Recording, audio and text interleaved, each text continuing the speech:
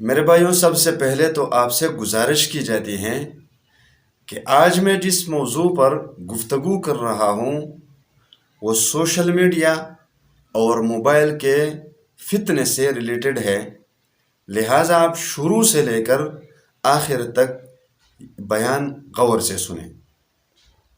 موجودہ زمانے میں سب سے بڑا فتنہ موبائل اور سوشل میڈیا ہے۔ آپ اعتراض کریں گے کہ کیسے؟ وہ ایسے کہ سب سے پہلے آپ ٹک ٹاک دیکھیں، یوٹیوب دیکھیں، سنیک ویڈیو دیکھیں، سنیپ چیٹ دیکھیں، واٹس ایپ دیکھیں، فیس بک دیکھیں، جہاں بھی آپ جانا چاہیں وزٹ کر سکتے ہیں اور دیکھیں کہ انہی چیزوں میں سب سے زیادہ آپ کو کون سی چیزیں ملتی ہیں، ایمان خراب کرنے والی یا ایمان بنانے والی؟ ایمان بنانے والی چیزیں 1% بھی نہیں، 99% آپ کو ملیں گے ایمان خراب کرنے والے چیزیں۔ اور ٹک ٹاک نے تو لوگوں کے کپڑے ہی اتار دیے، گفتگو کا سلیقہ ہی ختم کر دیا، خوش طبعی اور مذاق کا کھانا خراب کر دیا، کیونکہ اس خوش طبعی اور مذاق کی بھی ایک لمٹ ہوتی ہے۔ آپ دیکھیں، نماز کے بارے میں، حج کے بارے میں، روزے کے بارے میں، والدین کے بارے میں، میاں بیوی کے بارے میں، بھائیوں کے بارے میں، رشتوں کے بارے میں، دوستوں کے بارے میں کیا کچھ نہیں ملے گا؟ تو کیا ہم اس موبائل اور سوشل میڈیا کو اچھے کام کے لیے استعمال کر سکتے ہیں یا نہیں؟ تو بالکل کر سکتے ہیں۔ کیوں؟ اب ہر چیز کے دو رخ ہوتے ہیں، ایک اچھا اور ایک برا۔ یوٹیوب پر جیسا میرا چینل ہے، اسی طرح کئی سو نہیں کئی ہزاروں علماء کے چینل ہیں۔ اس میں بھی آپ کو دو قسم کے لوگ ملیں گے۔ ایک قسم کے لوگ یعنی علماء، وہ امت کو جوڑنے کے کام کرتے ہیں، جبکہ دوسری قسم کے لوگ امت کو توڑنے کا کام کرتے ہیں، اور عوام یعنی پبلک میں ایسی بات بیان کر دیتے ہیں جس میں پبلک ٹوٹ پوٹ کا شکار ہو جاتی ہے، وہ جوڑ نہیں جاتی۔ اب آسان سی بات ہے، فضائل بتاؤ، حدیث، فضائل کے احادیث وہ بیان کرو،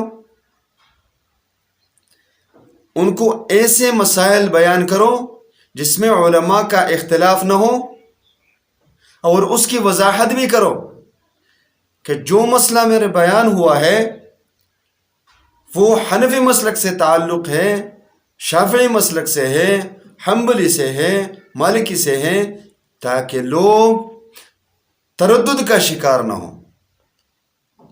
تو میرے بھائیوں، مذہبی لوگوں کو بھی سوشل میڈیا پر فالو کرو، لیکن ان لوگوں کو جو حق ہے، اور آپ ان کے بیانات سے اندازہ لگا سکتے ہیں کہ یہ عالم امت کو جوڑنے والا کام کرتا ہے یا توڑنے والا کرتا ہے۔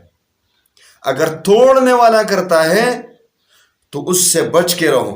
مثال کے طور پر ایک عالم ہے، وہ ایک بات بیان کرتا ہے، اور اسی بات سے بہت سے سارے علماء اختلاف رکھتے ہیں، تو آپ اسی ایک عالم کی بات نہیں لے سکتے، آپ کو ان 100 علماء کی بات لینی پڑے گی جو اس سے اختلاف رکھتے ہیں۔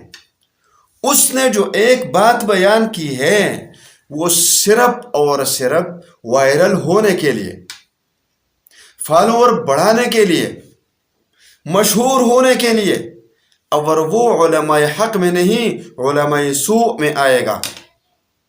تو آپ علماء حق کو فالو کریں، اور علماء حق کی سب سے بڑی پہچان یہ ہے کہ وہ امت کو جوڑے گا، توڑے گا نہیں۔ اسی طرح آپ عوام بھی کسی عالم کی بات لوگوں تک پہنچا سکتے ہوں۔